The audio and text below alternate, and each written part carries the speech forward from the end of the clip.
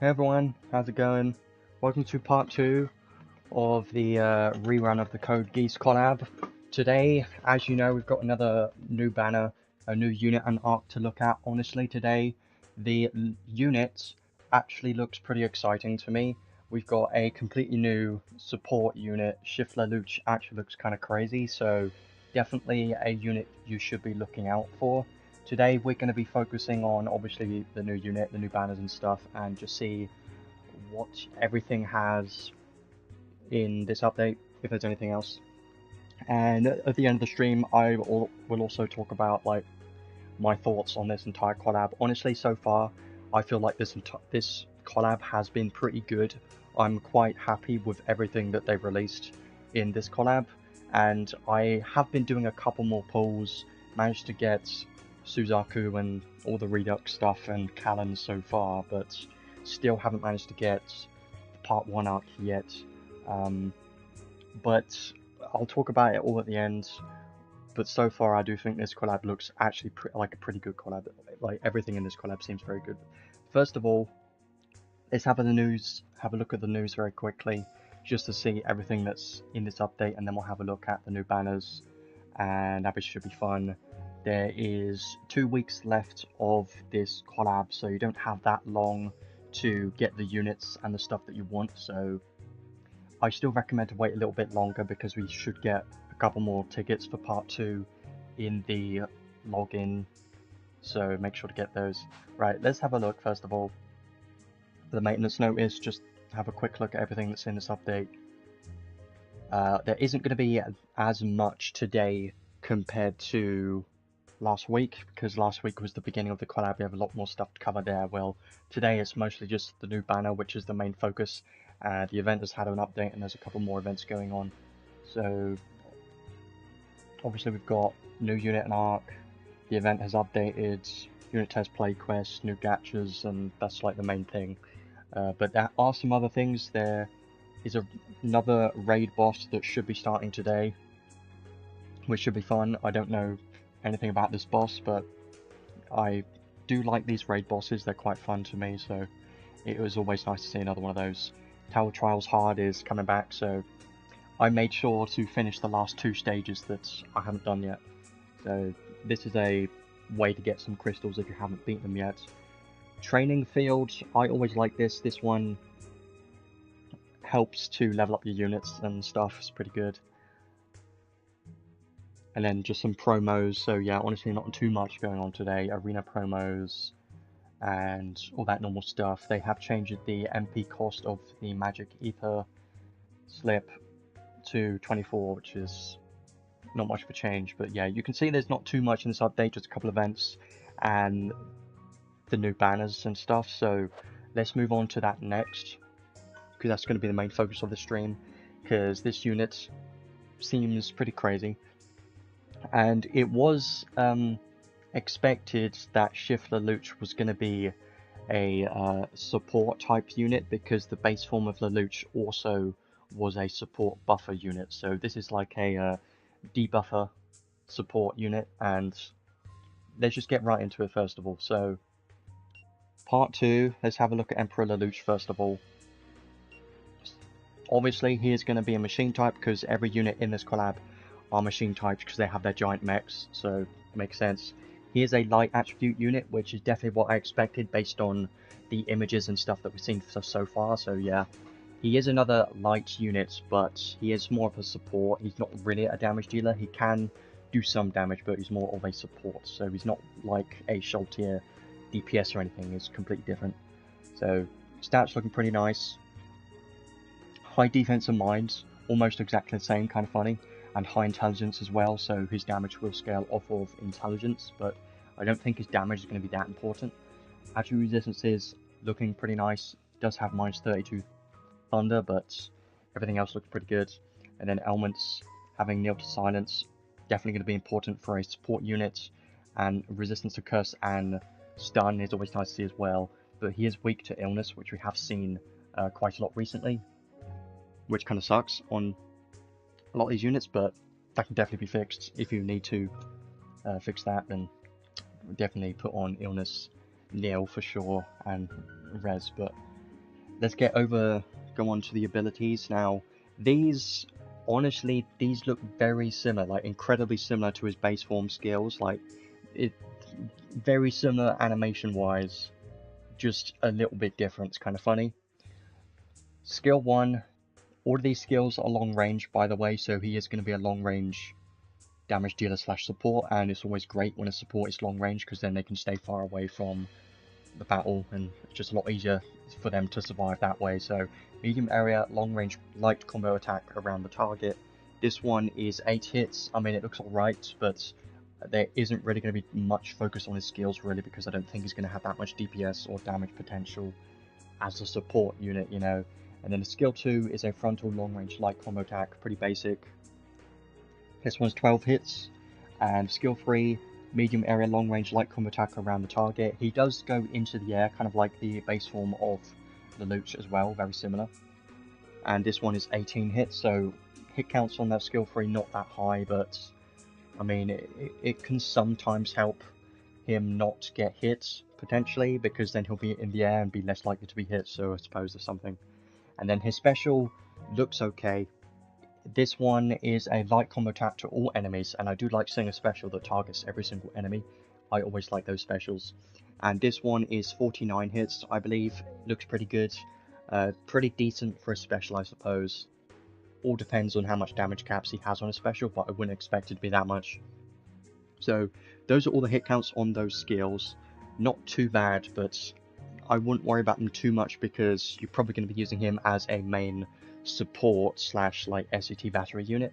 I think that's going to be his main role, so I wouldn't worry too much about his skill damage because you're probably not really going to be using them that often, unless you want to try and make him some type of sub damage dealer. You could if you want to, I suppose. Now let's go over the traits. This is where it becomes very interesting, mostly in his trait 2, but let's have a look at his trait 1 first. So when equipped with only one weapon, so he is going to be single build all the time, increased light damage by 40% and damage cap by 40,000. Pretty expected, honestly. Most units have some kind of trait like this. And when you have clothes equipped, then damage taken minus 35%, so that's all damage taken minus 35%. Very nice.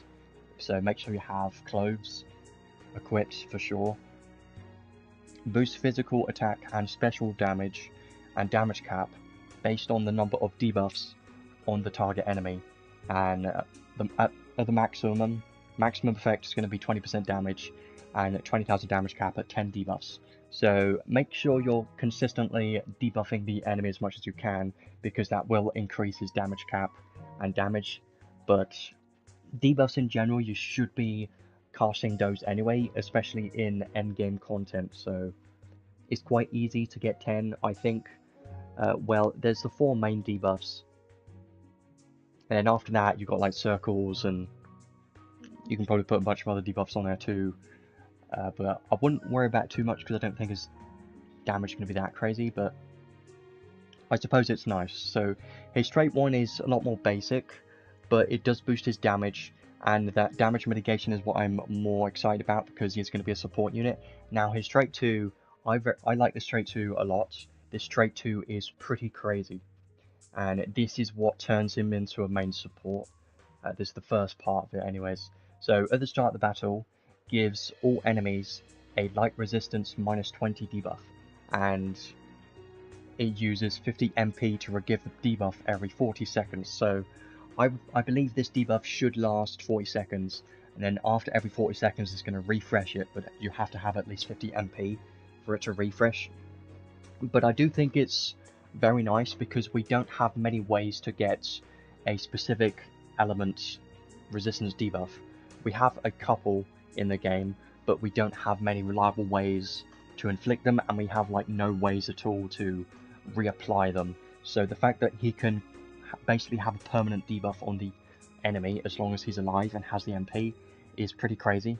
And obviously this will only apply to your light damage dealers because light resistance, but I do think this will be quite useful because you can stack this with every other debuff. Like you can stack this with weakness, of course, and then also the shadow circle to reduce light resistance even further. So you do have quite a lot of light resistance reduction on debuffs, so that is going to be quite nice.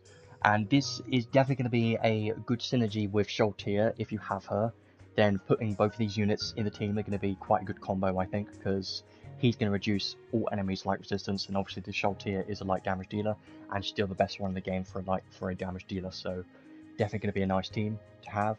And it doesn't stop there as well; it gets even better.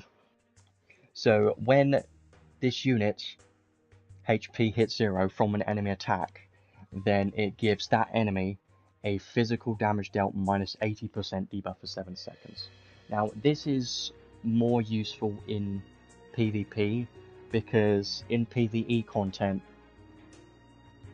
yes, it can help against bosses, I suppose, that do a lot of damage, but you don't really want him to die anyways, and you're probably going to be building him as a support with some damage reduction anyways, so this is more of a PvP part of the trait, in my opinion, and this could definitely be quite interesting. Let's say he gets killed by a Telestio, then now that Telestio has a minus 80% physical damage dealt debuff for 7 seconds. It's quite a lot. It's very significant. 80% is a lot, but it's only 7 seconds, so it's not a very long time. But I still think it's going to be quite crazy, especially in PvP for sure. I don't know why Streamlabs is complaining about my microphone, even though it's completely fine. No idea. So let's carry on, because there is more to this trait as well. When this unit is incapacitated, so another effect on when this unit dies, it restores 1 SET stock for all skills to the ally that had the high strength at the start of the battle, excluding this unit. So this is also another mostly PvP focused skill, and I think this is going to be quite crazy in guild battles as well, especially because SET is quite important there if you care about that at all. It doesn't say that this can only apply once per wave, it just says when this unit dies, restore 1 SET stock for all skills to that ally that had the high strength at the start of battle. So let's say we have Lelouch plus Cloudia, then when Lelouch dies, it will restore 1 SET stock for all skills to Cloudia. So something like that. And the high strength ally, so it's mostly going to be your main physical damage dealer like 99% of the time, so I do think it's going to be great, especially in arena and guild battles. This is going to be an insane trait for sure, and it does make me think that this is like a bit too strong for PvP content, especially for a collab limited unit. Kind of sucks that if you don't get this unit, then you're missing out on, you know, some quite insane effects for PvP, honestly. But yeah, you can see that his trait 2 mainly focused on supportive debuffs, and you know, the SET, as you know, SET in this game incredibly important in all aspects. Every single content, SET is always going to be important, so I do like this. And technically you could make him kill himself at the start of the battle with the accessories and stuff, and then that will mean at the start of the battle he's going to restore 1 SET stock to your high strength ally. That could be a interesting build for sure, and I think some people might do that in PvP. So I do think he does have some quite interesting build options just for this trait 2 alone, and I think this will be quite interesting, 100%. So you do have some nice PvE debuffs here, but I do think the last 2 are more aimed towards PvP, honestly. Now let's have a look at his skills next, because it also gets even crazier because he does have even more debuffs in his skills. So let's have a look at that. He has 4 spells. He's got EX Blazer, which is very nice. We don't get this on that many units, so it's very nice to see this on another support unit. I don't think we've had this. I don't know. I don't remember. It might be new now because we're just starting to see more EX stuff. So, and EX Drain we have seen before actually. It was on Telestio. So this is the 2nd unit that has EX Drain now, I believe. And yes, pretty nuts. I think EX Drain is the most important one here, because EX Drain is just such a crazy debuff and is almost necessary for PvE content, because some bosses, especially endgame bosses, have insane stats, and you kind of need to have this debuff on those enemies. I mean, you don't need it, but you do.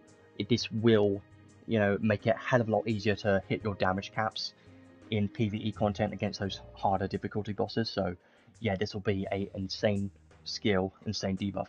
And then we've got Ether Slip, which I don't really care too much about this. I never really use it that much, but it's just for PvP. It doesn't do anything in PvE, but I suppose it is another debuff that will trigger his trait 1 and increases damage and damage caps, I suppose. But apart from that, I've never really used it. And now we've got this insane magic spell. Now this is a completely new one, and if you don't know what this is, you're just prepare yourself, because this is an insane spell, 100%. It's going to be one of his main supporting buffs in PvE content for sure. So let's have a look at what it is. So, gives all enemies the Geese debuff. Now, what does this debuff do? It boosts all damage taken by 50%, and that's all damage, by the way. Every single form of damage, you name it, is going to be increased by 50%, which is a lot. And my favorite part about this, damage taken cap 25,000, and it also restores 1 SCT stock for all skills to all other allies.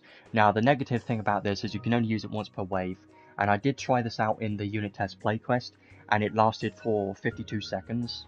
So maybe you can extend the how long this lasts with certain arcs or something, potentially.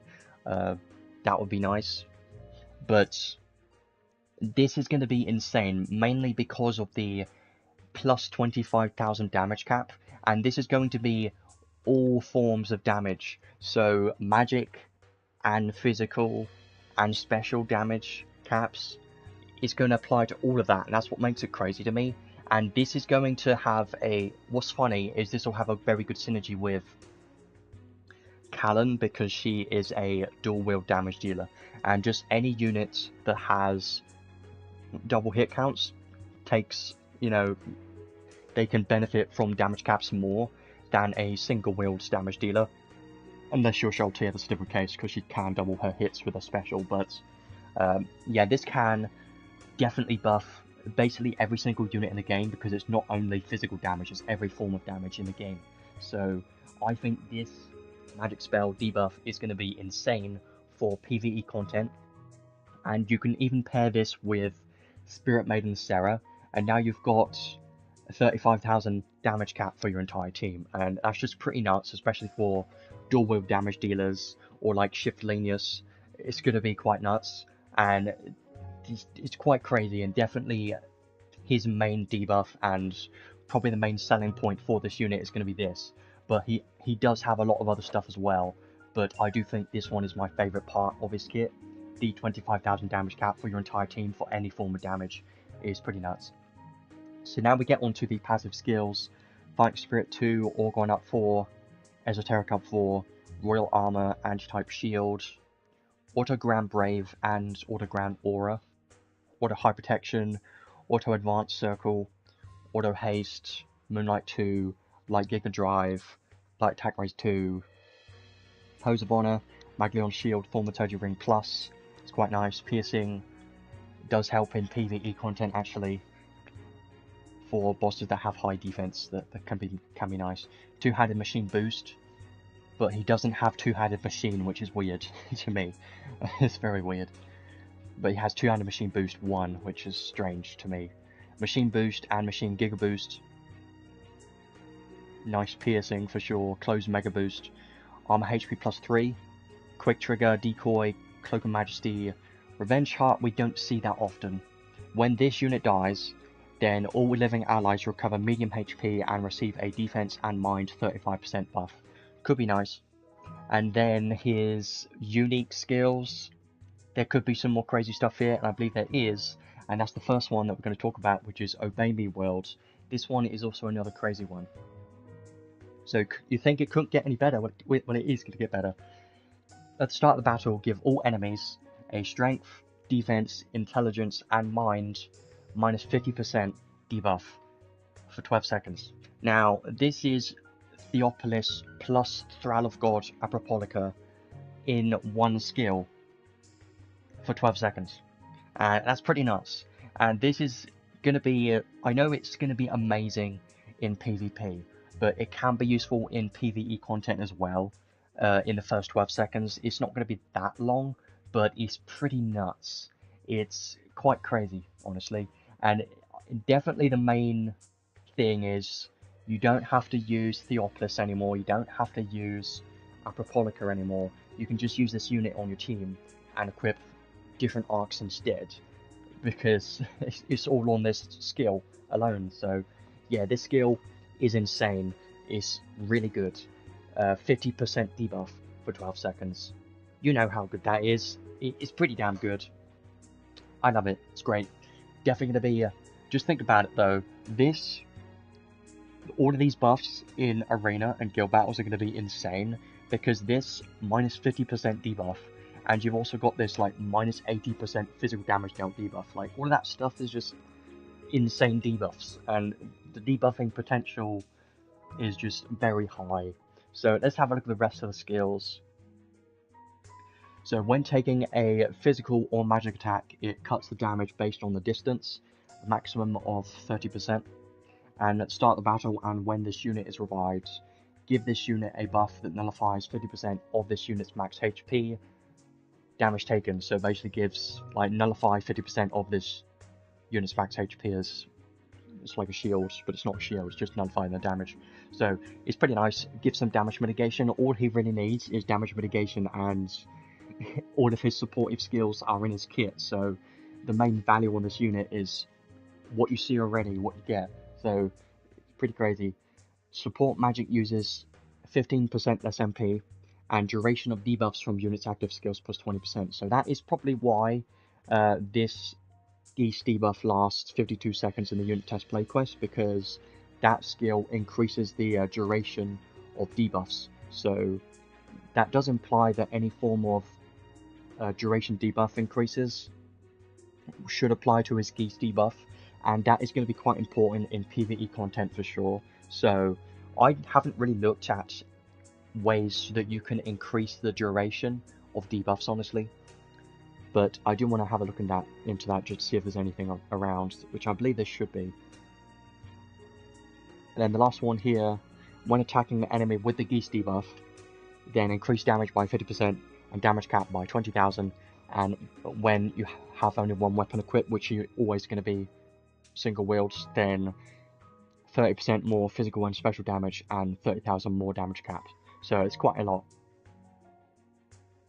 And that is all damage and damage cap, and then the second part is physical and special. So it's pretty nice. So far, it looks pretty crazy, but we do have his 6 enhanced skills as well. So let's have a look. Special damage and damage cap. Take less damage. More debuff duration, definitely going to be nice. For his Geese debuff for sure. Close mastery, more stats, and 10% less damage taken, pretty nice. And when you have a light weapon equipped, more light damage, and 15,000 damage cap. Boost damage cap based on distance. When you only have one weapon equipped, is 6,000 instead. Yeah, his damage isn't going to be that great, but his main role is definitely a support. And then feint resist, become less likely to feint, and cut feint time. So I like this kit a lot, and that is because his main role is a support debuffer, and the debuffs that he has in his kit are just so good that he's going to be a top tier unit. And it kind of sucks that he's only available for 2 weeks and then he's gone for a long time. So, and he's going to be a unit that can pair with Spirit Maiden Sarah and just have an insane team. So yeah, it's kind of crazy. I don't expect his damage and damage caps to be that great. I haven't tested him out in the unit test play quest yet. I've only tested out how long his Geese buff lasted. That's the only reason I went into there. But I will try him out later on. But my expectations for this unit, I don't think he's going to do that much damage, but I do think as a support, he's going to be one of the best supports, 100%, because look at all the debuffs that he can apply. They're quite insane, actually. And for PvP, it's going to be even more insane for PvP. But he does have PvE debuffs, being this Geese debuff and EX Drain. You can just put him in any team and he's going to increase the damage of your entire team, and the damage cap is just pretty nuts. So I do think his value of a unit is quite high, and definitely a unit you should try to get, because this kit is just so useful for like any team that you're using. He's just going to be a very useful unit to have. Now, he's not going to replace any current units, that's the thing. He's not replacing Spirit Maiden Sarah, because they are both playing different roles here. Spirit Maiden Sarah is still the best support unit in the game, and she will be for a very long time, for like many years. But Emperor Lelouch is a different type of support. He's a debuffer. He doesn't have any healing spells. He's more aimed towards debuffing and can do some damage as well, I suppose. So, and increasing damage caps of your entire team as well. He's going to be insane. I really want this unit because his kit just seems like it's going to be very valuable for a very long time. And these types of collab units are what I get excited about the most, because they are less likely to get power crits, and they're more likely to be useful long term. So it is a good investment if you manage to get this unit for sure. Now let's have a look at this arc next, because I do think this has some useful stuff as well. Not as exciting as the unit though, but it still has some interesting things to it. So the arc traits at the start of the battle give all enemies a cut silence and curse resistance debuff. That's quite interesting. We don't have like any ways to inflict those debuffs. Maybe on Arch being melee, or that's like the only thing I can think of, maybe. Yeah, there's like hardly any ways to get those debuffs, so very useful debuff, because this will stack with Anula Mouth, so being able to cut enemy silence and curse resistance by another -1 is going to be quite crazy. I know it's only going to be a debuff that applies at the start of the battle, but could be pretty nice. And then 3% plus 3% chance of research skills activating, so basically like the rare arc that has the same effect pretty much. Mind plus 10%, and chance to nullify magic attack damage taken. So this trait doesn't increase damage at all. It's more of a supportive arc trait, but I do think it's quite useful because you can put this on any unit you want. It's more useful on ailments units, which are still incredibly important in some PvE content bosses, by the way. So I do think this will be quite useful on like Arch being melee, or just any ailments units. And you can also pair this with Labreth, because her anima also reduces silence and curse resistance, I believe. So you can have her anima and this arc trait plus Anula Mouth, and then you're going to minus silence and curse by -3, and that's going to be pretty crazy. So I do like this trait for that reason. And now the learnable skills, these seem pretty good as well. We have quick trigger on this arc, and it's not new because we've seen it before, but the main reason why I'm pointing it out is because this is only on the Eldravana UR arc, and I currently don't have it, so I don't have quick trigger on my account because I don't have that one UR arc. So if you don't have that either, then this is another way to get quick trigger. It might be on some other arcs, I don't know, but I know for certain I don't have it, so I would like to get quick trigger for sure. Holy Chance 2, don't think I'm ever really going to use it, only to enemies in Feint or Break, don't really care about that too much. Independence, we've seen it before, never really used it that much. And now the two main skills on this arc. Accomplices, if only one other ally also has this skill equipped, then physical and magic damage cap is increased by 1500. For 3 SC, it's pretty nice for the damage cap. Now, I know it's not a lot of damage cap, but it's still going to be a damage cap increase for PvE content, which is always nice. So I do think it's an okay skill, and it's pretty cheap. So if you need, or if you just want more damage cap, then I do think this skill could be pretty nice for the damage cap. The first Christmas arc with Saint Etheria, yeah, that probably has it too. I don't remember, but yeah, I thought there would be another arc that had it as well. This account I haven't played during a Christmas event going on, so I haven't gotten any of those yet. And then the last skill here, Seize Worlds. This one's quite good as well. Healing speed for all status elements, minus 20%. So all status elements are going to last longer on this unit, but you take 15% less damage from physical and magic attacks, which this is mostly just a PvP focus skill, honestly, because you're going to have nil to elements anyways, and taking 15% less damage from physical and magic is going to be quite useful for tanks for sure. So I do think this can be quite nice. Yeah, if SLelouch had Elemental Circle, definitely would have replaced Telestio in some teams for sure. And I did think about that the other day, that my freeze team for one of the crest bosses, I can't replace Telestio because I must have Elemental Circle. So yeah, it is kind of a problem, but it is still nice what SLelouch has, honestly.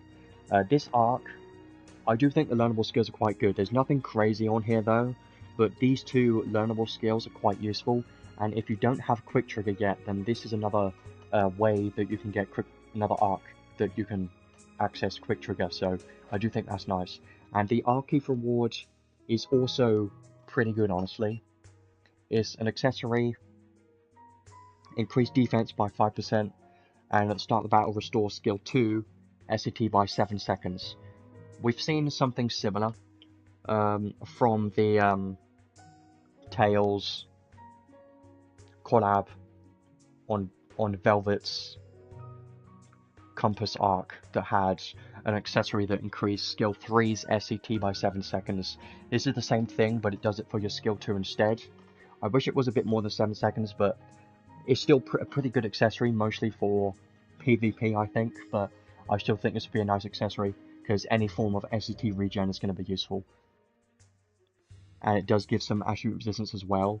It's not an insane accessory, but I do still think it's quite useful for the SCT regen, so it could be useful in some scenarios, I suppose, when you're using your skill 2 the most, like on Suzaku or someone, I suppose, could be nice. So I do think this arc is pretty good. It's not insane, you don't need to have it, but if you do manage to get this arc, I do think it's a nice one to have for sure, because the arc trait, you could mess around with some element stuff for that for sure, and the learnable skills are pretty nice to have as well, especially these two. I like these are pretty nice, because they're limited collab skills, so they're stackable with everything else. So I do think this arc is a decent one, and a pretty nice one to have for sure. So overall, I do think this part 2 banner does have a lot of value, 100%. It's a very good banner. You've got Emperor Lelouch, which is going to be an insane top tier debuffer support unit, for sure. And then you've got this limited arc, which also has some useful skills and interesting traits and Archive reward, so it does have quite a lot of useful things on it. So I do consider this banner to be a very good banner, 100%, because both of the rate up things are quite useful for like anyone's account. So I do consider part 2 to be more valuable than part 1, but honestly, this collab as a whole has basically everything is quite useful. I have to admit, part 1 is very good as well as part 2, so it is kind of difficult to skip one and pull on the other one, because they both have very good units and very good arcs. But part 2 is definitely the priority for everyone right now, because part 2 has, you know, more long-term, this unit's long-term value incredibly high, and this arc also is going to be quite nice too. But yeah, I do think both part 1 and part 2 are quite good, 100%.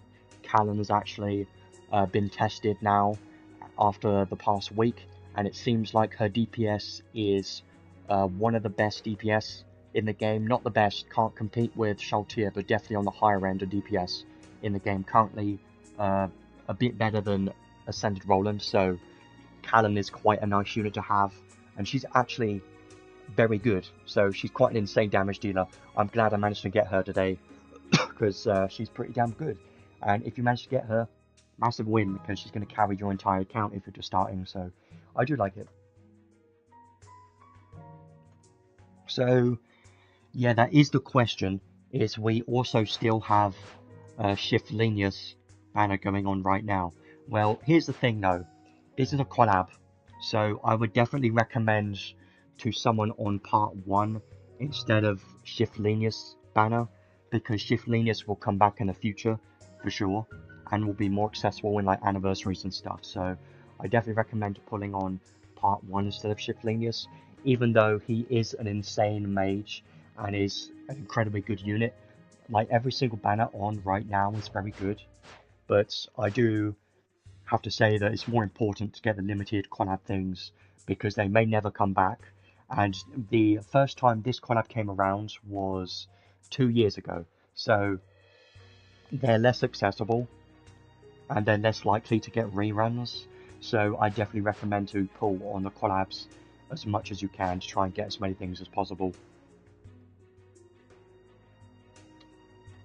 So let's have a look at the trading space next to have a look at Shift Lelouch's paid equipment, because I think they look okay as well.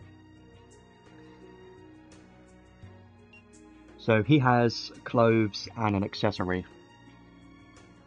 Yeah, and we do get a couple more part 2 tickets, so definitely wait for those first of all. So his clothes, I think these ones look pretty good, honestly. Physical and magic attack damage taken minus 15%. Physical attack damage cap is increased by 10,000 to the enemies that have the Geese debuff. And then when this unit is alive, all allies get increased physical damage cap by 3,000. That is the main draw of these clothes, is increasing all of your allies' physical damage cap by 3,000. That's going to be quite nice. It's not that much, it's only 3,000, but it's still stackable with everything because it's not a buff, it's just continuous damage cap increase. It's not a buff icon, it's just like a Spirit Maiden Sarah that as long as the unit is alive in the team, all of your allies is going to get more damage cap, so I like this a lot. And this also increases illness resistance and has some attribute resistance as well, so I do consider these clothes to be quite nice, mostly for the damage cap increase to all your allies. It doesn't increase his damage, but I like the damage cap increase. The take less damage and damage cap for him is nice as well, so I do think it's some nice clothes, but it's not necessary. You can make any clothes work, honestly. Now, his accessory, MP Defense Intelligence. At the start of the battle, give this unit a revive effect. Very nice, more revives. Gonna be quite nice on this unit for sure. No time limit. And when physically attacking, boost damage based on distance, maximum 30%, which is quite a lot for a accessory for sure. And it gives +5 to all attribute resistances, apart from light and dark. So it's a good accessory as well, but I don't think it's necessary because he's not really used as a damage dealer. So I would consider his clothes to be better than the accessory. I think they're both good because they're both paid equipments, yeah, but you don't need either of them, so you can just skip them easily. If you're free to play, don't worry about it. But if I were to select one, I would pick his clothes just for the physical damage cap increase for your entire team, because this will be long-term value right here, increasing your entire team's damage cap, physical damage cap. That will also stack with his Geese debuff and everything else, so I do consider this to have more value than his accessory. And we do have some accessories that give revive effects, like from Great War of Ruin. That accessory also has a revive effect, so I don't think this is necessary. You don't really need either of these. This one is good, they're both good, but I would just say the clothes are better. Yeah, you could make him dual wield for sure, just to make his normal attacks more reliable, double the hit counts of your normal attacks. I get it, but I would prefer extra damage cap. I just like that a lot more than, you know, more hit counts for your normal attacks, because you can make single wield work, and if his normal attacks have enough hit counts, then it should be fine. As long as you have one light weapon, a light machine, Trishula, then you're fine, probably. So, yeah, I would select his clothes, honestly, over his accessory. But, yeah, you don't really need any of them. So, right now is probably when you should be considering using your select ticket. I ended up using it on Order of the Black Knights, because I personally think this one's the most important. But after some testing, I managed to get Suzaku from a couple of pulls of the past week. I got him from a ticket after I did a couple of single pulls, which was nice. And I've been testing him a lot, and he's actually quite an insane PvP unit. With his insight gave a lot of damage to Suzaku, and now he's quite an insane PvP unit. So I can say for sure that Suzaku is definitely a unit worth building if you manage to get him. He's not worth using a select ticket on, but I do think if you manage to get him, he's going to be very strong in arena and guild battles, 100%. He's very good. I did manage to get both of his paid and everything. He's quite a strong unit for PvP content. Now, in PvE, he doesn't have that much damage caps. You could make him work with, you know, SLelouch and Spearman and Sarah. Increase the damage cap, he could do pretty well, I suppose. Yeah, but he's more for PvP. So, let's go over to the gachas next. We've talked everything about part 2 so far. I do want to do some summons because I really want to get Shift Lelouch because he seems like he's going to be very useful, like any unit, 100%. Yeah, Suzaku's insight is insane. I definitely recommend to get that and his paid equipments if you can, if you like PvP at all, because he's very good. He can even kill tanks at higher SC. He's just that good. And nullifying physical damage for 7 seconds is why he is that good, because not taking any damage from physical for 7 seconds, he can even kill like zeros and stuff like that. He's pretty crazy. And I believe his insight gave him like 130% damage increase or something stupid and a lot of strength, so he got a lot from his insight, I'll be honest. He got a hell of a lot, and I have been enjoying him a lot. So, my plan for today is obviously going to be use tickets first, and doing the lap 1 step gacha, and seeing what we get.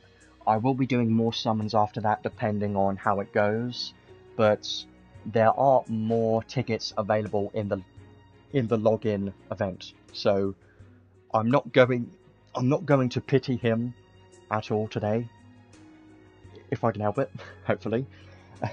But I will be doing a good amount of summons because I desperately want to get this unit, because he just seems like a very good unit that's going to be used everywhere. And I just want this unit the most in part 2, so I'm really hoping we get him today. If we don't, then I'm hoping that I get him from tickets later on, or daily single pulls. And if I don't, then I'm just going to have to pity this unit, because he just seems that good, and he's probably worth the pity, honestly. But let's start this off with some part 2 tickets. I got all the available tickets in the event, and you can get a 10 pull ticket from the newest event stage. Just make sure to clear that once. And we got 5 more tickets from the promos today. Make sure to redeem those. You don't need a code or anything, just go to your present box and you get those. So let's start off with the first 4, and then do 2 temples. Probably not going to get anything from tickets, but you never know. I have actually gotten a couple of things from tickets in this collab, but only Redux tickets. I haven't gotten anything from part 1 tickets yet. So I'm hoping today that we can get something new from the part 2 tickets, but I rarely get lucky with tickets. It doesn't happen that often. Let's hope we get Shift Lelouch. If we don't get the limited arc, I don't care too much. There is a red. Can we hope that there's something new in here? Because I would love that to be the case. Of course not. Let's do the temple next, and then we get another temple ticket. Units are what we are looking for, because Shift Lelouch, Emperor Lelouch, insane unit. This one doesn't look that promising to me. Yeah, I've heard a lot of people today getting lucky in part 2 and tickets. So, yeah, no red. I expected that to be the case unless there's something, a random red, kind of random red. That's not what I meant.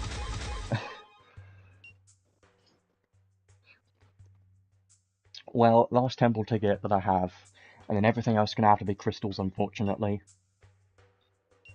I feel like the part 1 and part 2 tickets just hate me.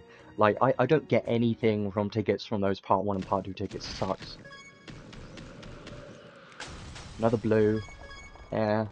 Can you please go up to red and give me something new that's SLelouch? Because I'm worried about this banner because I don't want to spend too much and I want to keep saving, but I must get this unit at some point. One animation, that's not going to be enough for red, no chance. Oh, there is a red. Don't be an arc. Oh no, it did the thing, it crashed the game again. This has happened once before, you remember?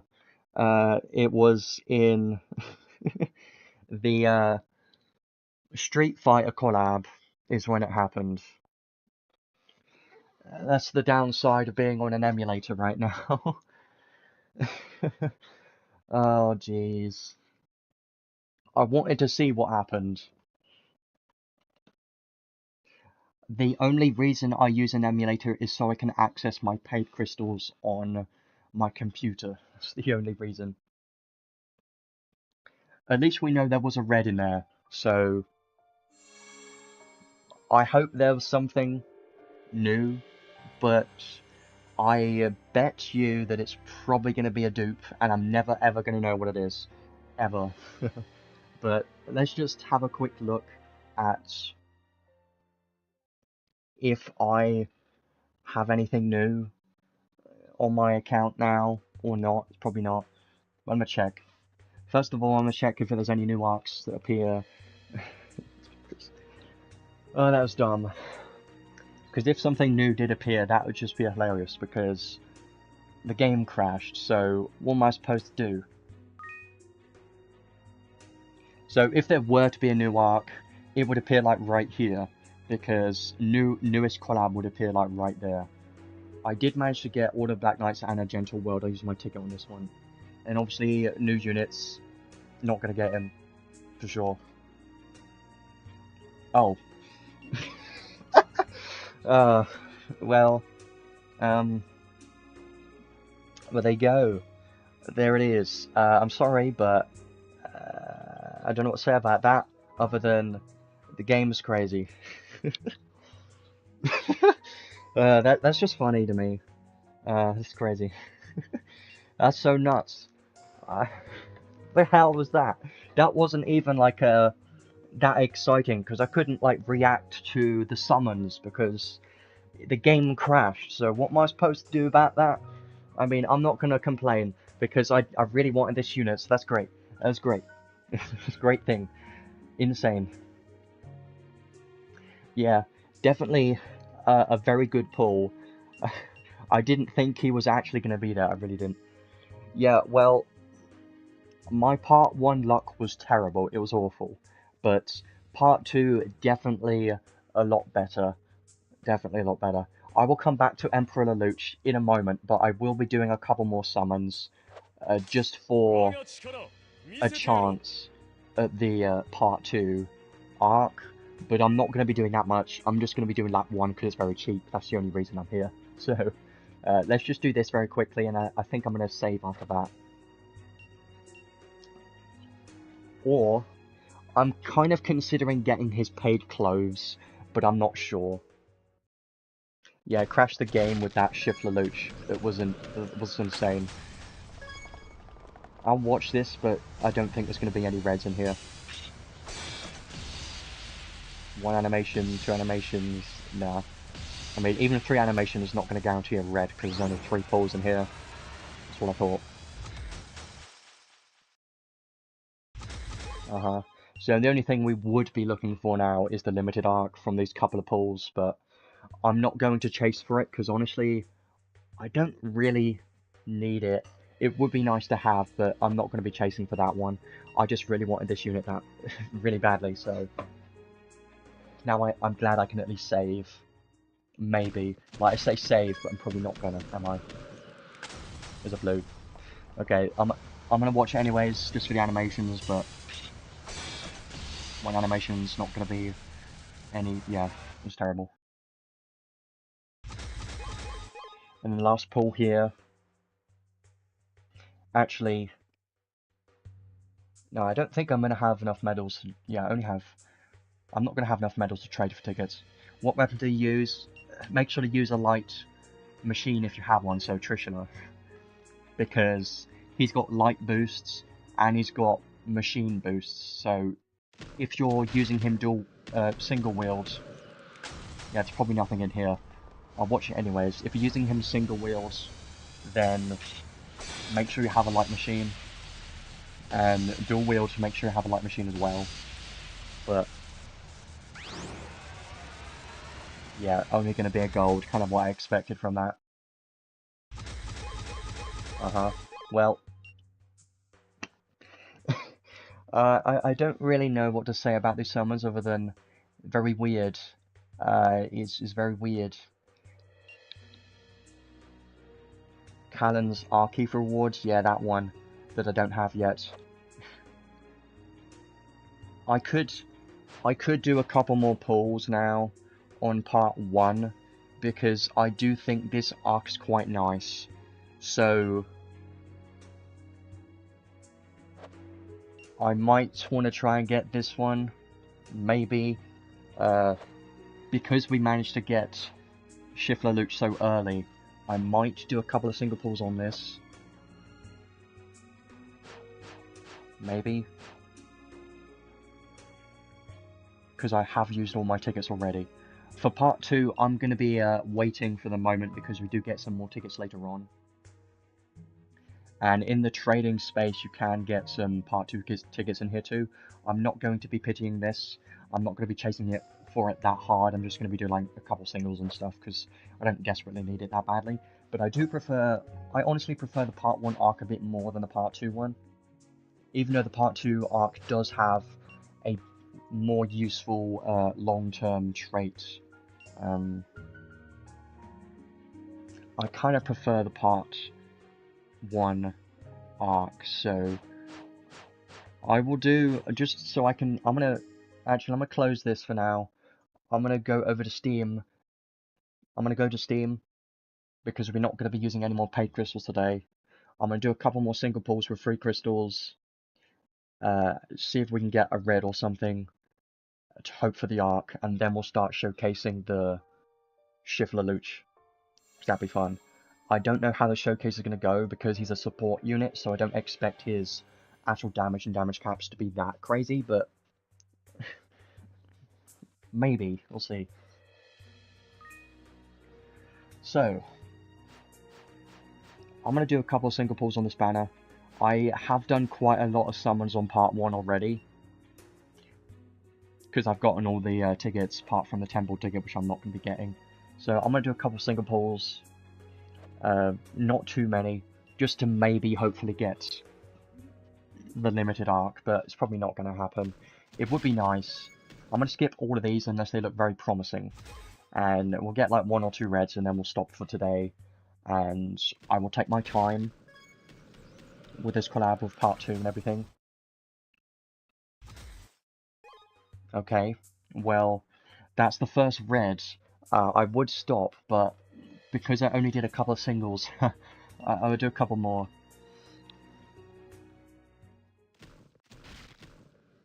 I don't watch it if no one shows up. I'm not going to do too many, because I don't need this. Just would be nice, because it does have some nice damage, learnable skills, but... So it does mean I've got both of the part 1 and part 2 units.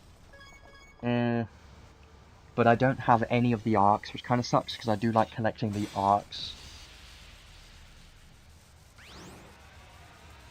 Yeah, I thought that would stay gold.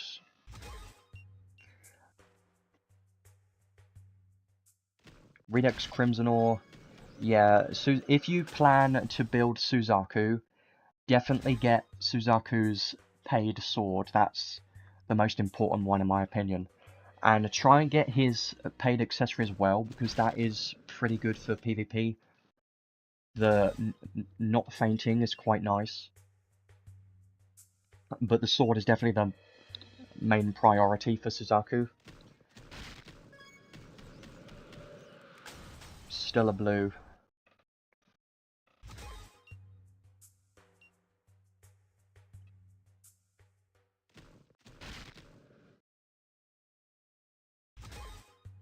I think I will still be continuing to do the daily paid single pulls as well. Zekis, nope, it's a blue. That's not going to do anything for me.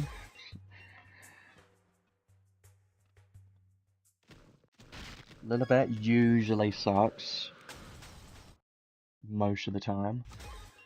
I don't want to do too many more. I kind of want to save the rest, but I know this is a collab. That's why I'm doing a couple more, because it's a collab. You're not likely to get a rerun of this stuff. That's what always gets me, you know. I know it's a FOMO thing, but that's how these games do it. And I have every single available ticket, so... I'll get one more red, if possible.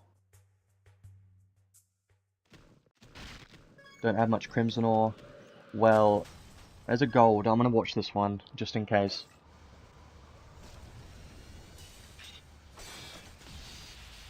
One, two, three. There's a red. Well, that's the last red of the day. We're not going to be doing any more today, and we've got to do for something. Oh my god. We didn't get a dupe. So surprising. Okay, today is definitely my more lucky day compared to last week. Last week was terrible, but this week, definitely a much better week for me, 100%. And I've heard a lot of other players have been getting a lot more lucky today as well, so definitely a good day today for sure. So now I can completely skip part 1 because I got everything from that.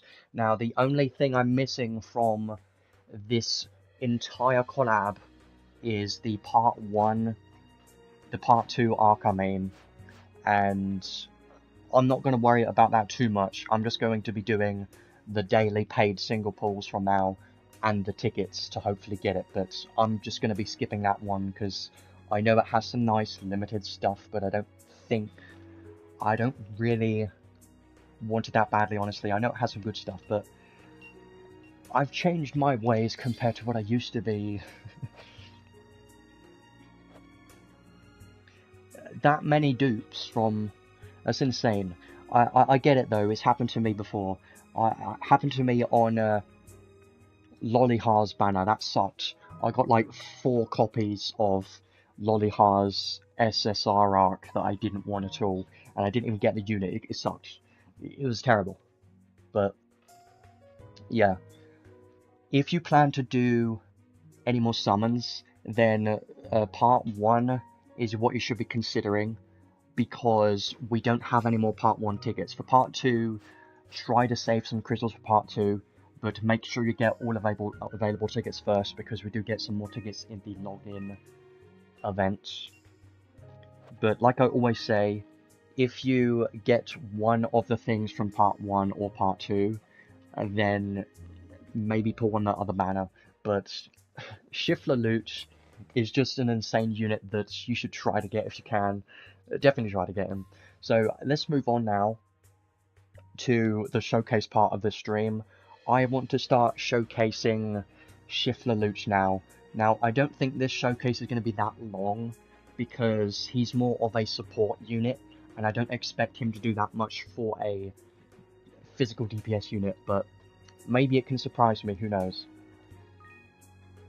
I definitely need to start building these units and stuff. I will be focusing on that later on, but Radiant Wave Surge is going to be very nice on Callan, and any fire damage dealer, and Knight of Zero I can use on Suzaku, so that would be very nice because I am using Suzaku quite a lot now. But let's have a look. Unit test play quest. Emperor Lelouch, I haven't done this yet. So of course he has his paid equipment on, as single wield. Of course, they put on the Archive reward from part 1. Of course, they did that, as expected. Like, it's funny, the part 1 Archive reward is for the part 2 units. Wow, how hilarious that is. I know.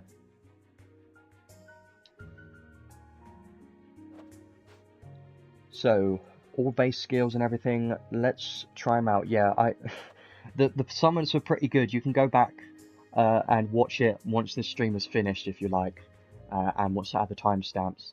But the summons went pretty well. Definitely one of my better summons for sure. Seize World doesn't give any damage or damage caps, so there isn't any extra damage caps or damage going on from the arc trait, so that could be increased further. Yeah, I managed to get him from... It's funny. Let me just tell you. I managed to get him from tickets, but when I did the temple, the game crashed. So the game crashed, I went back in the game, and then Lelouch was there. It was weird. It was crazy. You could watch it once the stream was finished, but it was weird. Very weird. So now let's showcase this unit. So it was hilarious. So the one thing that's quite important on a support unit is, do they have a long range normal attack? And with this unit, I did test it, and he does have a long range normal attack, which is 3 hits. So that is a big win. A massive win for a support unit is getting a long range normal attack, so that's very nice. It's basically like Suzaku's skill 1. Pretty similar. So now let's look at his skills. They are all long range. His stats are kind of low, honestly. We've seen a lot higher stats for more recent damage dealers. Yeah, he could be a very good Goddess Kiss, you know, SET spam. Actually, he is moving for some reason.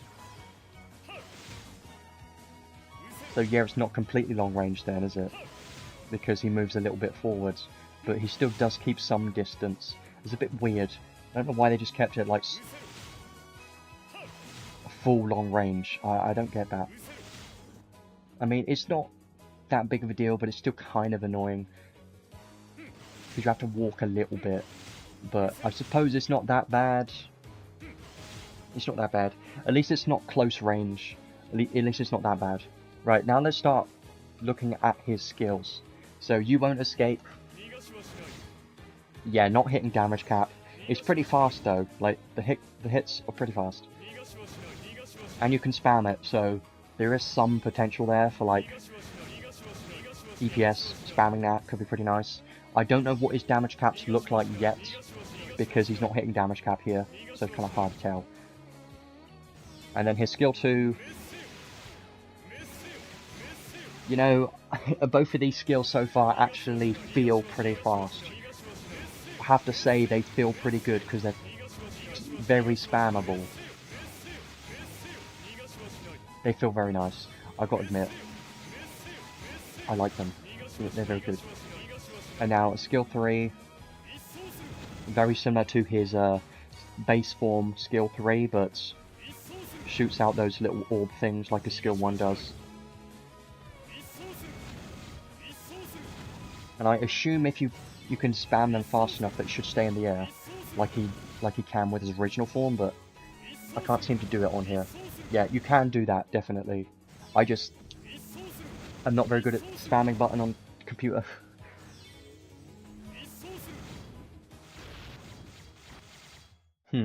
Well, when the unit can't hit damage cap in a unit test play quest, you know that is some concern of their damage potential, and that does tell me that his actual base damage isn't going to be that high, and if you want him to be a damage dealer, then you do have to increase his damage by quite a lot, for sure. But there are a couple more things I want to test out. I want to look at his geese debuff as well, And if I use his skills in the first 12 seconds, it's going to do more damage because of that minus 50% debuff. So let's see if he's going to hit damage cap now. If I just use this instantly. Still no. He's got the defense debuff.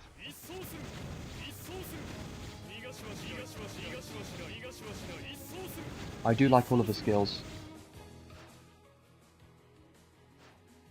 Let's use EX Drain. And let's use this. So this is his unique debuff. Costs 170 because he has some MP cost reductions in his kit. This is time stop, by the way, which is a positive and negative thing. The reason why I say it's a negative thing as well is because in some content the time stop still doesn't apply, and it's still gonna the time's still gonna go up anyways. Yeah, I wonder what his damage cap looks like. I could do some math in a moment just to calculate what the base damage cap looks like. Yeah, so time stop spell inflicts this debuff right here. Geese debuff, boost damage, and damage caps taken. Yeah, I expect the damage cap isn't going to be that crazy. Maybe he can work dual wields. Hey, wait a minute. Now he's hitting damage caps, I think. Yeah, there you go. Yeah, that's not bad. It's not bad. 191,000, I think. That's not bad. Yeah, that's not bad. It's pretty good. But to today's standards, not that. Yeah, I know it's for 25,000 more, but still. A dual wield unit can hit those damage caps, so yeah, base would be around 166. I mean, that's okay, but if you look at current single wield damage dealers like Ascended Roland, his damage caps are more around the 250,000 damage cap mark, so the 166,000 is kind of low, but that's comparing Ascended Roland's maximum, kit, and fully built, by the way. So if SLelouch had more damage cap increases from other skills and equipments, then maybe his DPS could be quite decent, and maybe you could even make him dual wield. I do want to try that out actually, or maybe I can just no, you can't do that because of his trait 1 that increased 40,000 damage cap when single wields. So you can't really equip him dual wield, can you, for damage potential, really? Yeah, it's probably just not worth doing dual wield, is it? And you can get even more damage cap when they have debuffs, so that could have been higher damage cap as well. So not bad damage cap wise, I suppose. Let me just check real quick. Where are his damage caps? Yeah, well, it's not that bad. Like, it's not bad for a support unit. Got to remember that. But as a support, gonna be nuts. And usually supports don't do any damage at all, so I'm just gonna have a look quickly to see what damage caps he does have. He's got 2-handed machine boost, machine giga boost. So what is he missing out on if he's dual wield? Yeah, definitely not gonna work dual wield, because you're missing out on 30,000. Oh yeah, wait a minute. So his base damage cap's gonna be lower because he gets more damage cap when he's hitting enemies with the Geese debuff. So yeah, his base damage cap's gonna be, and damage is going to be quite low because of this skill increasing his damage and damage cap even further when the enemy has the Geese debuff. So yeah, his base damage cap isn't going to be that great. Let me showcase him one more time. Also got to use his special. If you're just joining, don't worry, because this stream is going to be uploaded as a video later anyways, so you can always check my reviews and stuff once the stream has ended, and once I add the timestamps. I don't want to repeat things a lot because I know people are going to be watching this as a video later on.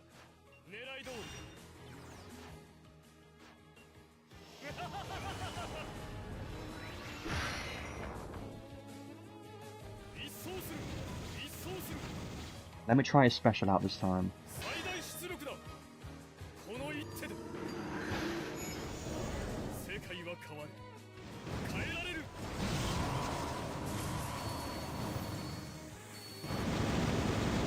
Well, the damage cap isn't that great for a special.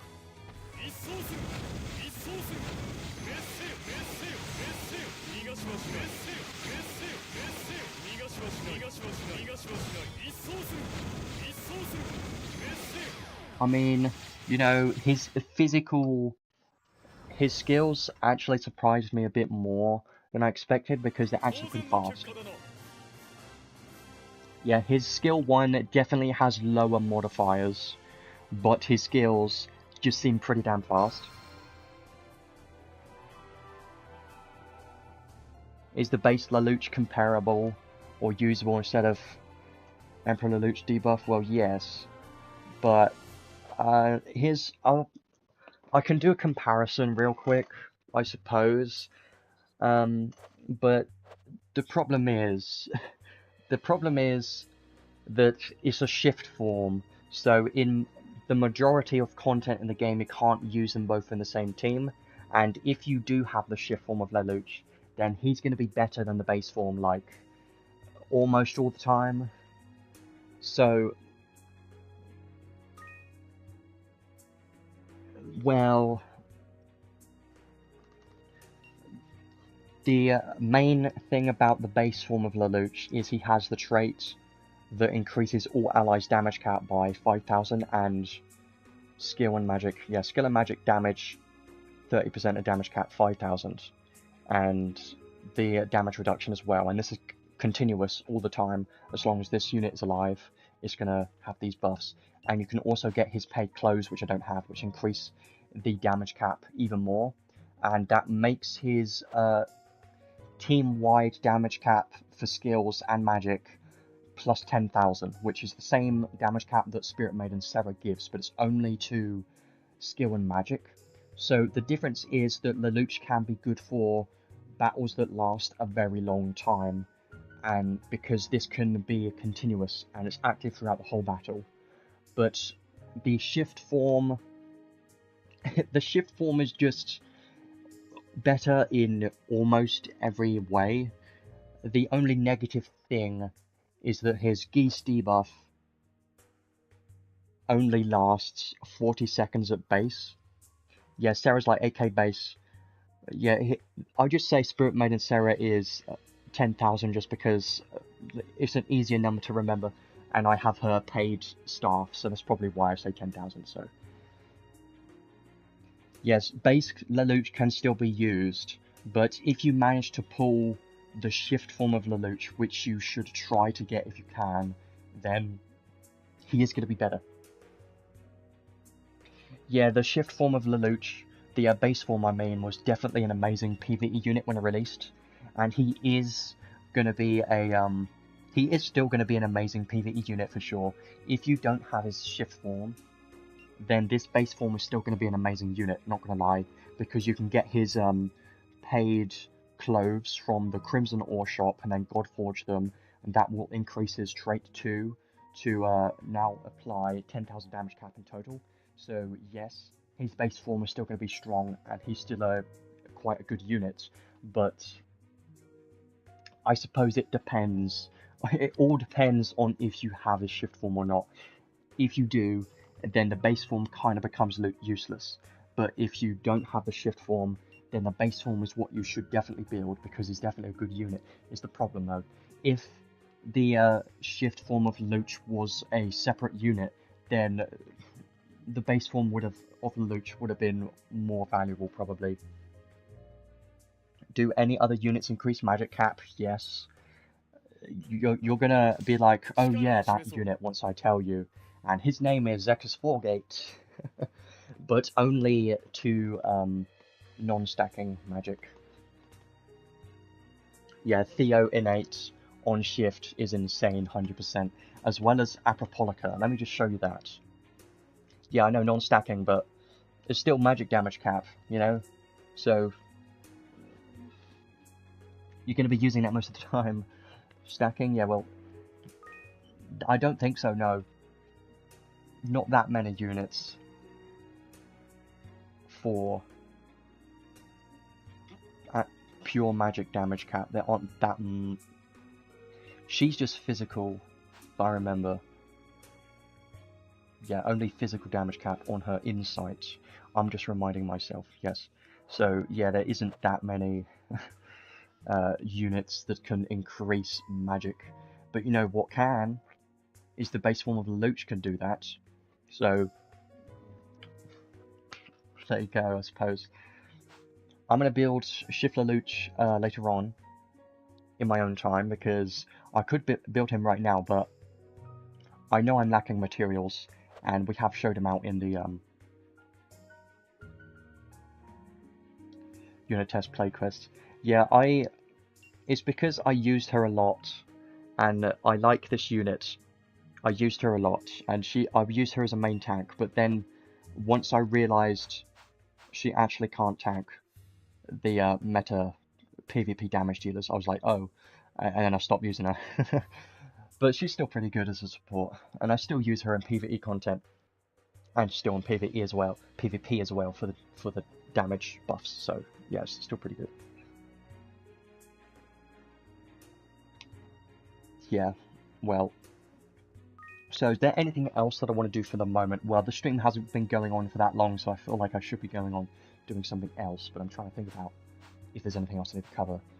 There is going to be a new Battle Simulator boss next week, by the way.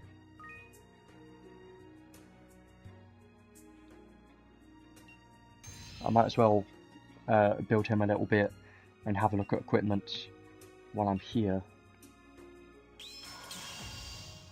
Yeah, Trials hard, I've already done that. I've beaten floor 70 already. I did that today, actually, because I was only missing 2 floors. Well, nobody actually uses Bane anymore. I mean, it can work, but he's kind of fallen off meta a lot. But if he's your only option, I suppose it can be alright, but he would have to be very high SC for sure.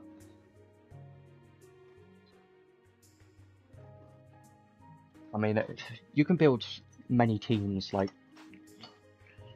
saying what unit's going to work with Vayne is like saying, I don't know, this could work with that, most units are going to work.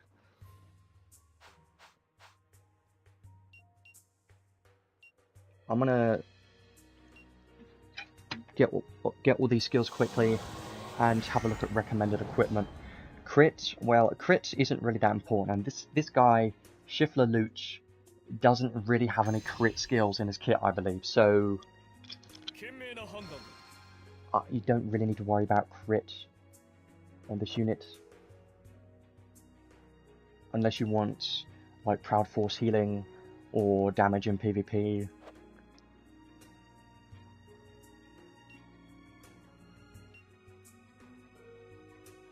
Yeah, well, the only thing I can say is try and pull more recent units or older units with insight, like, you know what's funny? I'm going to say this, you know what's funny is if you were to have a plus 30 Celios and build him with insight, then that unit is going to be stronger in PvP than a Vayne would. That's just how it is.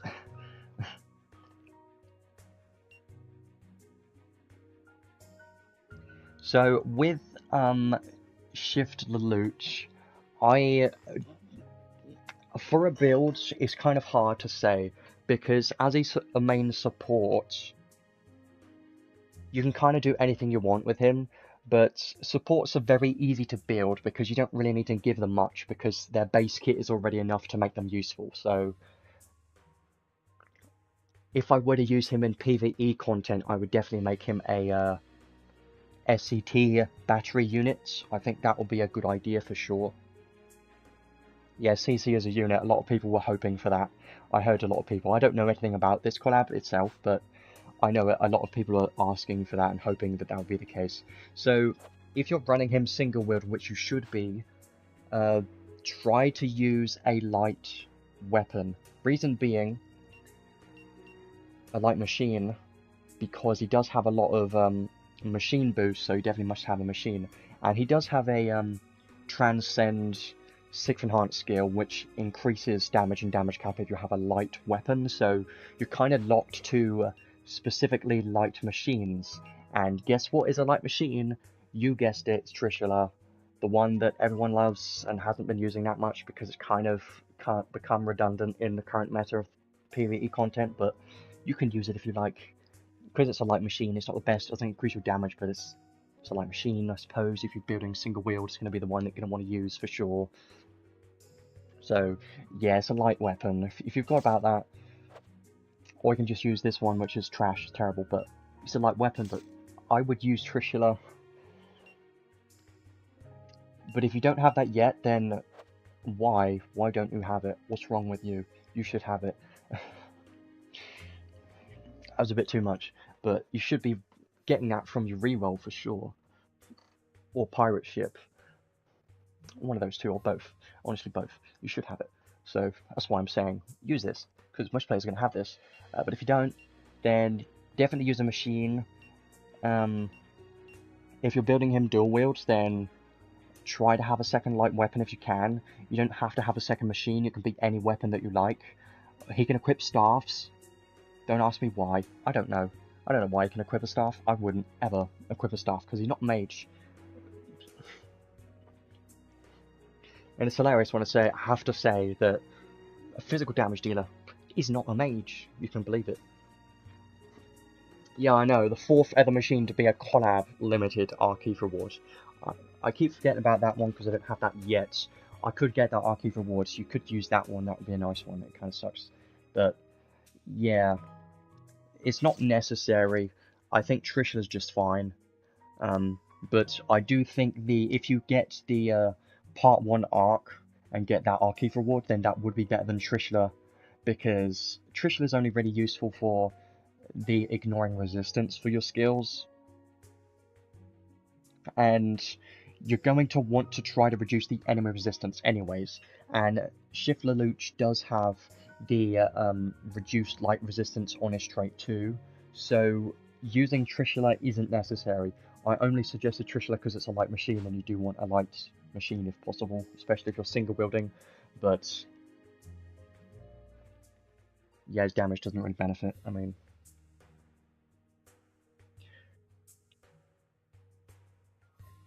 I'm just thinking of other build options. So let's say if you're a player that doesn't have that many light machines or none at all that are very good, then there is an alternative. For an SCT battery unit, you can just make him dual wield, because then that gives you the option of using any machine that you want that is not a light attribute, and then your second weapon can be a light weapon. Any light weapon that you want, and that would be a lot more easy to build that way for players that may not have a very good light weapon. And I know it's going to reduce his damage and damage caps, but if you're just building him as a support, it should be completely fine that way. So that is an alternative, and honestly it's not a bad idea. So you could have 2 weapons, but you do have to equip dual wield that way. But it's fine if you're going to make him a dual wield. How does dual wield affect Goddess Kiss procs? Well, as you know, as you should know, the normal attack element is dependent on what element your weapons are. So if you have a light weapon and a fire weapon, for instance, then obviously your normal attacks can be fire and light, and so on. So the only reason dual wield is usually better for Goddess Kiss and SCT battery units in general is because it doubles the amount of hits, which doubles the chance of the Goddess Kiss proccing. So yeah, it's usually a better idea to do it like that, and it's more reliable. So if you want a more reliable SCT battery unit, then go for 2 light weapons, one a machine, the other light weapon could be anything you want. That would probably be a good idea for a SLT battery unit. But if you have his paid clothes, you can make sure you have a light machine. Yeah, that's another point actually. If you don't have a good light machine, then it might not be a good idea to get his paid clothes, because then if you get his paid clothes, you're kind of forcing him to be single-wheeled light using a light machine. So just consider that before you decide to get one of those paid equipments. Let's give him some levels. I'm just going to give him a Crimson Potion. What should I re-roll for? Well, it depends. If you're just literally starting today, then you have a hell of a lot to re-roll for, and it kind of sucks because Spirit Maiden Sarah's banner just ended recently. And that was the perfect time to re-roll. So it's still a good time to re-roll now because we've got Emperor Lelouch, and Spirit Maiden Sarah is going to come again in the future, so yeah, the best DPS still Cloudia, but there are alternatives now.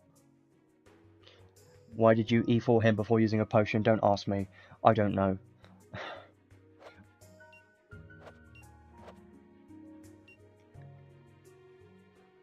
It's kind of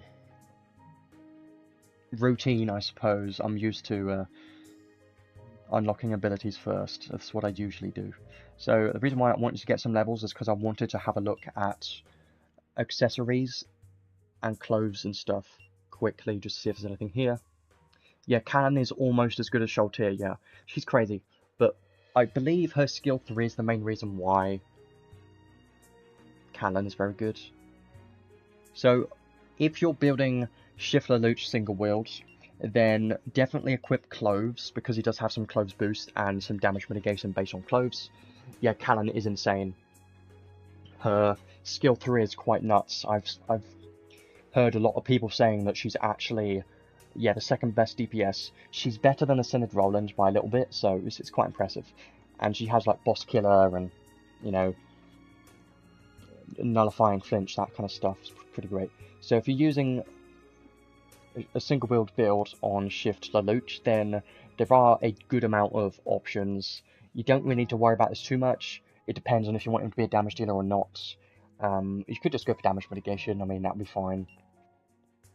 Obviously, Prime Bravery Raiments would be the best option. For free-to-play players, this one's very good. But I'm just going to put on this one, probably, because it's something. I mean, it doesn't really matter what clothes it is, honestly.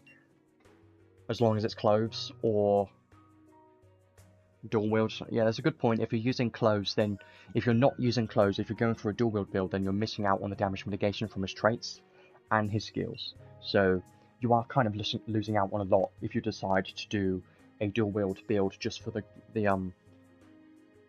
SLT battery build. But yeah, damage mitigation there. Yeah, Lelouch definitely a priority. Now for accessories, very easy for accessories because we do have a lot of light boost accessories, or if you're building him as support, you don't really need damage if you're building him as a support, but if you're building him as a SLT battery unit, then of course damage is going to help that way. So things like Elder King Mask. Funny enough, this could be good because if you just want him to be an SLT battery unit, you don't want him to use skills, so would consider that. I wish I had Cloudia. I wish I had this account when that collab came around, because that collab was pretty nuts. Had Albedo and Cloudia. I really like that collab, it's very good. Equilibrium Sphere, also another nice one. And Sun God Magitama, very nice one. You could make him a healer if you want to. Yeah, Ainz sucks. It's funny. I thought Ainz was going to be good, but it's sad that he didn't. You could make Lelouch a healer if you really want to. Yeah, if you really want to check out my reviews and everything on Lelouch, then come back to the stream once this has been uploaded as a video. But definitely one of the top support units. This one's very nice. You could use that. Obviously that's on Balezar. But yeah, you do have some options. I'm just going to be going for some basic accessories just for some MP, and I don't think he has casting speed, does he? No. Huh. I didn't think about that. Because you would need the casting speed for using poems or glass record, so he's probably not the best unit for that.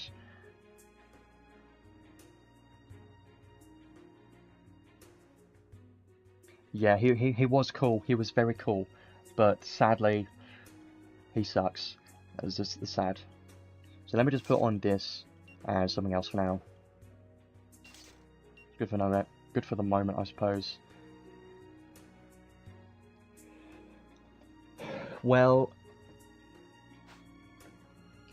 SLelouch is a support unit. He scales off of both strength and intelligence, so they both work. Because he has Thaumaturgy Ring Plus, that light resistance is pretty high. Are there any good accessories that increase illness resistance? Black Diamond, Amulet of the Vow are two pretty nice ones for illness. Even get, yeah, Black Diamond is probably what you would want to use for PvP, honestly, because it gives you another revive, and it even gives illness resistance, so I feel like this one's going to be pretty good. Yeah, I don't, well, that one was too. I think it's because the thought process is if a unit is machine, then they're probably going to be vulnerable to electric. That's like the only logical explanation I can think of.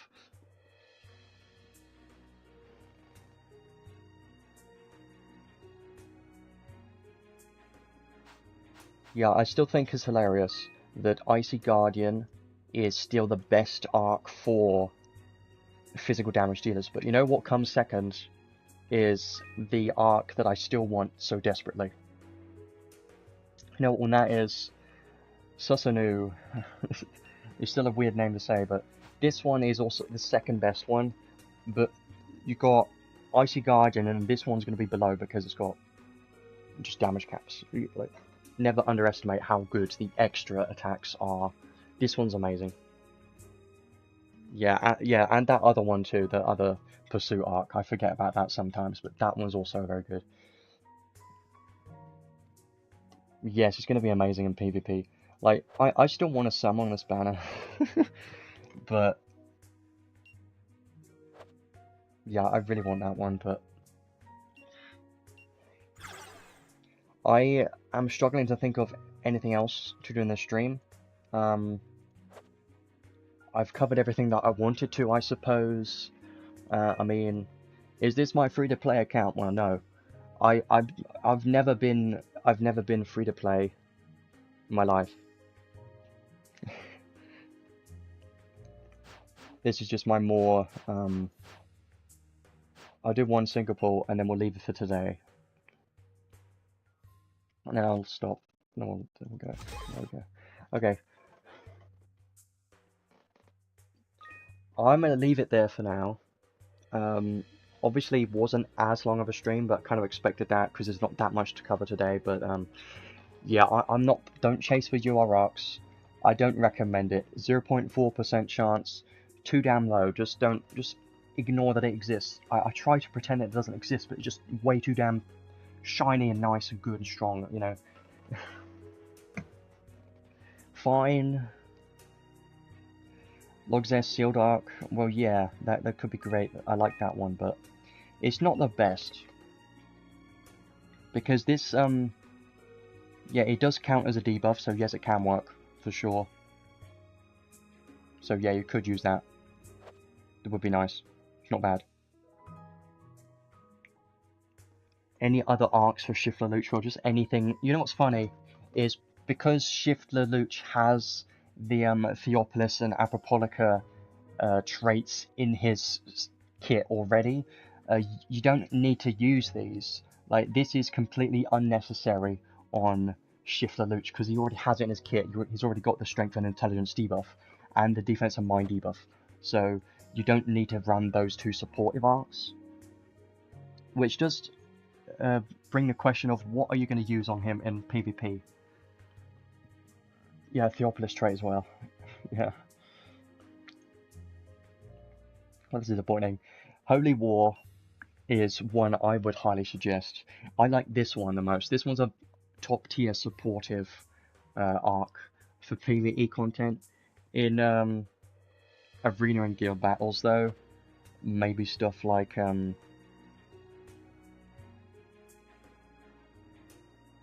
For Emperor Kings is one I like. Well, no reds are kind of terrible. Well, if you only did 110 pull, it's not really trying that hard, is it?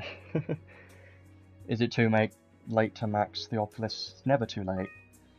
Ever too late. I still use it a lot. It's still amazing because of the arc skill, minus 50 resistance. Still amazing.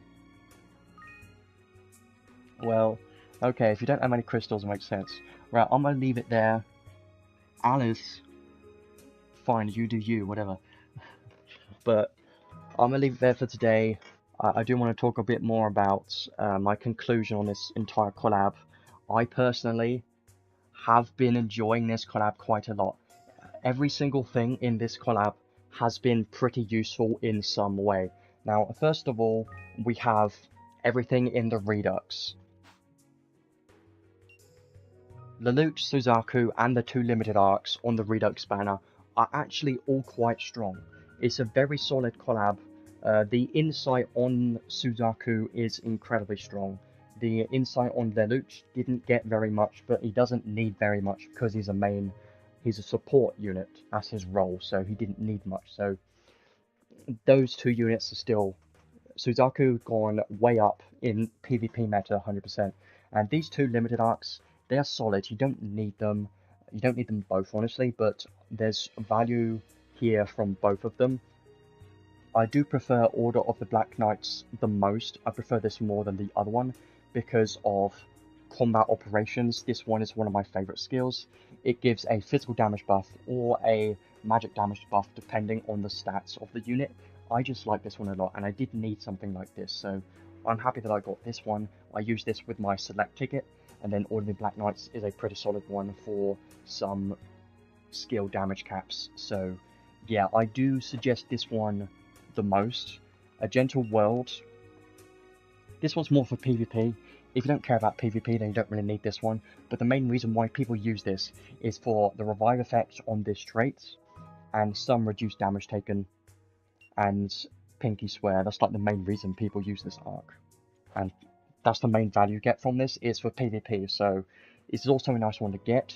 And that does mean that every single thing from this Redux is useful in some form, in some way. So I do think it's a good idea to do a couple of pulls on the Redux banner, but definitely prioritize part 1 and part 2 over the Redux, because the newer stuff arguably are better than the stuff in the Redux. So I do value the part 1 and part 2 banners a lot more, but the part 2 banner is the best banner on right now. And I know I say that a lot because it just always happens. You know, you get one good banner, you get another good banner. It just happens a lot of time. You get many good banners, but it's very important. This banner is the banner you should be focusing on, but don't spend all your crystals yet, because we still get a couple of tickets in the login events over the next week, so definitely wait for those first before you spend all your crystals on this banner. But Shift Lelouch is definitely going to be a top tier support, 100%. He's going to rate very highly on the tier list. People are already talking about him being like a 9.7, stuff like that. He's going to be crazy. I don't know what his rating is going to be. I do help out the tier list a little bit, but I can't really say entirely what rating is going to be until I do discuss more with people on there. But I can say for sure he's going to be one of the most useful support units in the game, and because it's a collab unit, try to get him if you can. This only lasts for another 2 weeks, so try to get Shift Lelouch if you can. The arc, also pretty solid. It's not, you don't need it, but if you do get it instead of the unit, yeah, it kind of sucks, but it still has some value on it for sure. And part 1, Callan has been tested now, and it turns out that she is quite a strong physical damage dealer in PvE content. Of course, she's not going to be that good in arena or guild battles because most of her kit is tied towards bosses and, you know, boss waves and that kind of stuff, and boss killers. So she's more of a boss killer type DPS unit, and it turns out her skill 3 is very good and can be somewhat similar to Cloudia, but Cloudia is still the best one.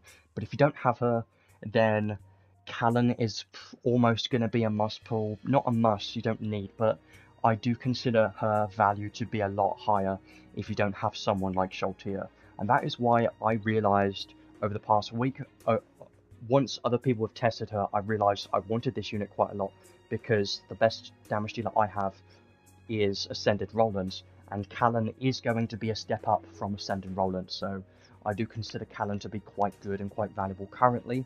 Now, I don't know how long she's going to last in the current meta for PvE content, but I do think that she's going to be a very good unit, especially for just starting out. She's got Boss Killer, she's got some SCT regen for her skill 3 when you kill enemies. She's got quite a lot going for her, so I do think she's going to be a great unit. And this arc is a pretty good one too, so you can tell, if you can't already tell, everything in this collab has some value on it, and these types of collabs I like the most, because that means whatever you get is going to benefit your account and it's going to be useful in some way. So I do like these collabs, and this one in particular, even though I don't know anything at all about the collab, I like these units, I like these arcs because they do have some valuable stuff on them, and the units are pretty fun and unique. So I do think this collab has done, Adis has done a good job on this collab, I think. And even though this is a rerun, I'm at least glad they did a rerun of this, because this collab has been pretty good, honestly.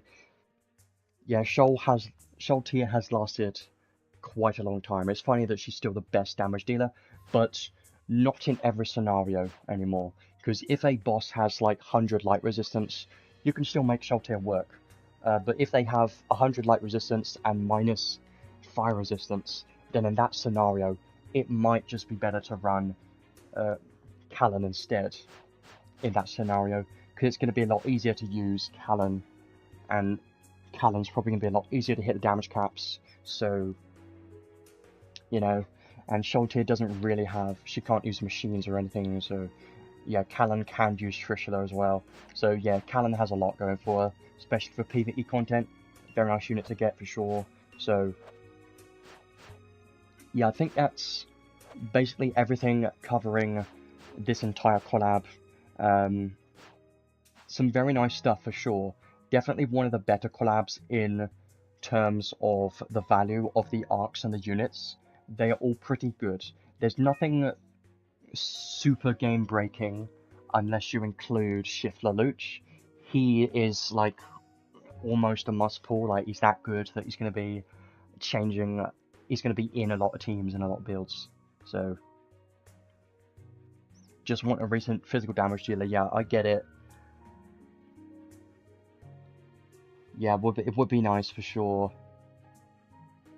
And I have realized for a while now that because my account is a bit newer, it's only been out for like, I don't know, not even a year yet, like maybe half a year or something now, I don't know, since Leonardo came out, whenever that was, a couple months. But I realized that I really need some top tier damage dealers, so I have been trying to get those top tier damage dealers, but once you get like 1 or 2, or maybe 2 or 3 top tier physical damage dealers and a couple mages, then you're probably set for a while, and you can also focus on more supports. But yeah, I think I'm going to leave that there for today. I do have quite a bit of things that I need to do. I still need to build Callan, because I pulled her today, and Lelouch as well, so I do have some stuff that I need to do, and I obviously need to make some books. I did have an idea last week or this week. I had an idea of making a new video covering the auto run content feature, I mean, because this is pretty important. So I am thinking about making just a very small dedicated video just talking about this auto run feature, because I feel like that's going to help some people, so I might do that next week or something. We'll see. Just a quick one does tell you exactly what stages to farm and how the auto run feature works, because it's definitely a lot different than people were expecting, and people have been testing it out and have discovered a couple of things, like it's not based on the team you use. And I'll show you now. If I end this,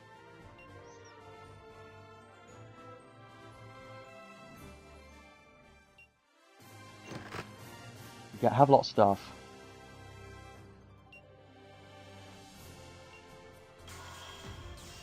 But yeah, it's not based on the team that you use. You can use any team that you want, but it depends on your clear time. Is the XP still split? Yeah, it probably is. I would expect so.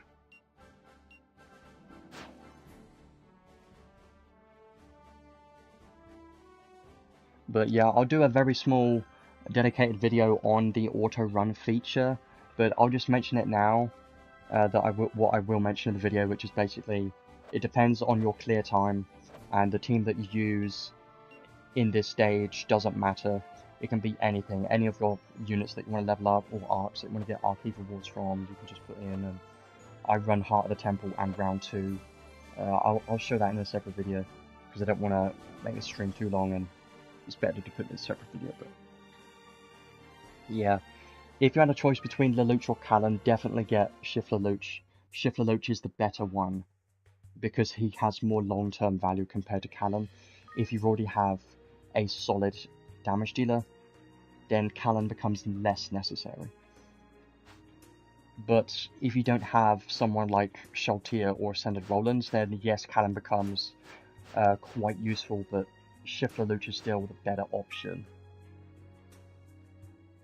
If you want as much XP as possible, then maybe run 1 or 2 units, but I haven't really noticed that much of a difference. I haven't tried to auto run with less than 3 units, so I can't say. So I've just been running 3 units. I'm gonna leave it there for today. I will have the timestamps in like a couple minutes, and you're free to check out all the summons and stuff. So this collab goes on for another 2 weeks. Next week there's going to be a new Crest boss stage. There might be a time trial, I don't know, I haven't checked. There might be, I would expect so. And there is going to be a damage ranking next week too. And then the week after that's going to be probably a new banner. So I will stream again in 2 weeks, and I'll try to make a very small video just talking about the auto run feature next week, if I can, or whenever I feel like it, really, just to help out some people, I think. But in the meantime, I will be building up these units and stuff, because I do have some stuff I need to do. Yeah, I'll just show you quickly. I've got this to 250. I got that one to 230. I've been slowly working on this, but I get the difficulty to 250, and then I stop there. I've just been skipping most of these battles. I know I can definitely get to quite a high difficulty on this stage if I build Gobble, I think, but I gotta be asked to do that first, and there is a new boss coming next week. And one last thing is things like EXP boosts and soul drop boosts and item drop rates can work on auto running, so keep that in mind. I'll leave that there for today. I've already mentioned everything. I don't want to drag this on too long, so I'll see everyone in 2 weeks. I will try and make a video soon. What's the use of Gobble? Gobble's for insta-kill and rage. And it's a very niche use. I need to unlock his skills, but his skill 3 has a insta-kill effect that can insta-kill the bosses in Pablo. So that's the best way to kill those. That's a good strategy. And Rage prevents them from using magic, kind of like Silence. So they're both very helpful there. I'll leave it there for today. It's been about an hour and 50 minutes now.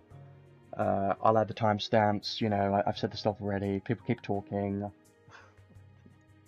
But yeah, thanks to everyone for joining.